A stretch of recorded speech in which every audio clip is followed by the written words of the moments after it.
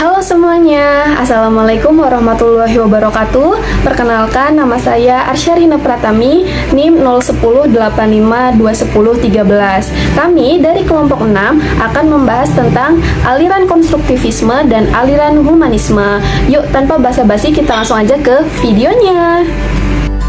Oke, teman-teman, masih bersama Arsya ya. Nah, saya akan menjelaskan sedikit tentang aliran konstruktivisme.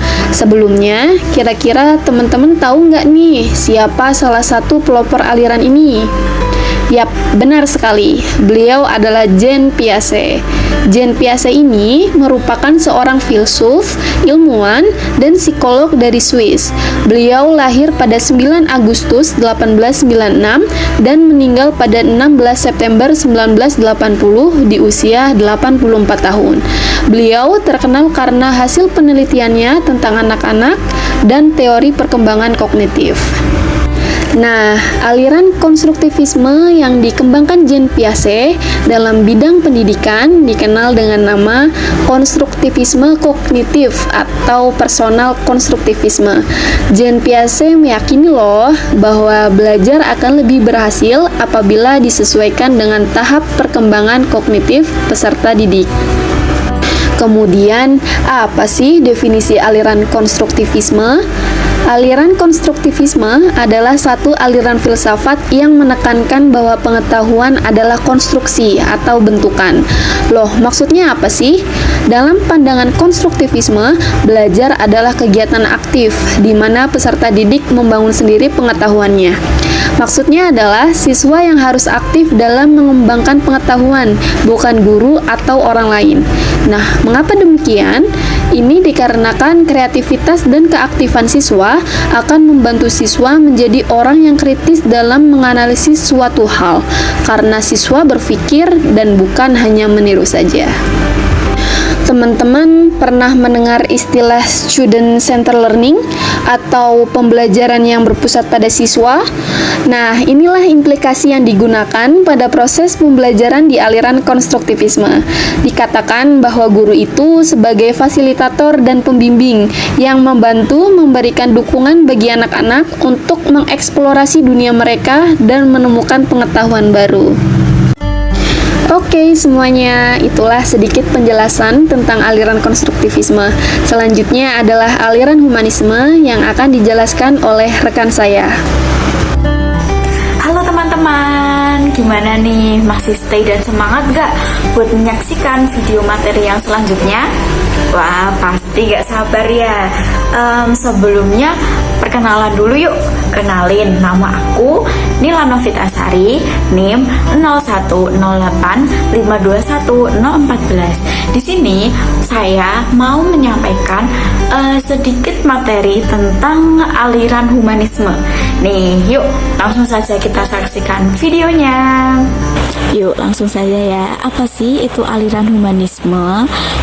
Sebelumnya ada yang tahu nggak ya siapa tokoh atau pelopor aliran humanisme? Wah, tidak tahu ya. Oke deh, aku kasih tahu ya.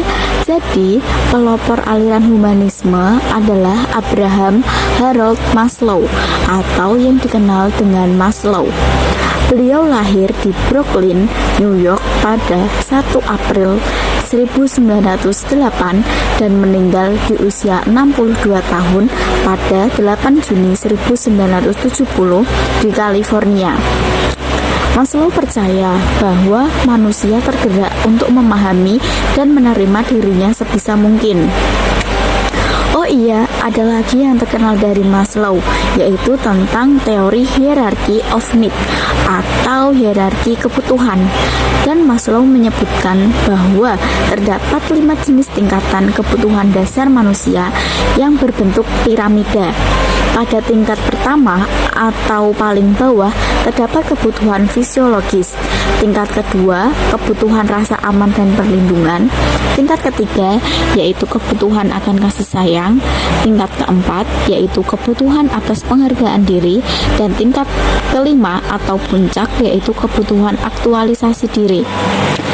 Nah, kebutuhan-kebutuhan tersebut merupakan inti dari kodrat manusia, seperti pada halnya pada peserta didik. Dalam teori humanisme, menurut Maslow, lebih mengedepankan motivasi untuk mengembangkan potensi peserta didik secara penuh melalui pemenuhan kebutuhan-kebutuhannya, di mana guru harus mengenal dan memahami jenis tingkatan kebutuhan peserta didik sehingga dapat membantu memenuhi kebutuhan dalam menunjang proses pembelajaran. Seperti contohnya, terdapat anak yang tidak mengerjakan tugas, anak yang tidak dapat tenang di dalam kelas, dan anak yang tidak memiliki motivasi belajar. Maka dari itu, guru tidak bisa menyalahkan atau memarahi anak secara langsung sebelum guru memahami barangkali ada proses atau kebutuhan yang tidak terpenuhi di rumah.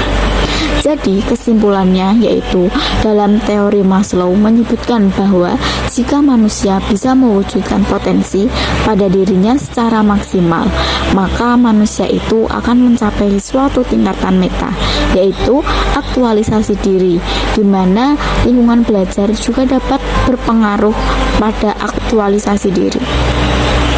Nah, itu tadi sedikit materi tentang aliran konstruktivisme dan aliran humanisme. Sekian dari kelompok 6. Mohon maaf jika terdapat salah-salah kata. Saya ucapkan terima kasih. Wassalamualaikum warahmatullahi wabarakatuh. Bye-bye.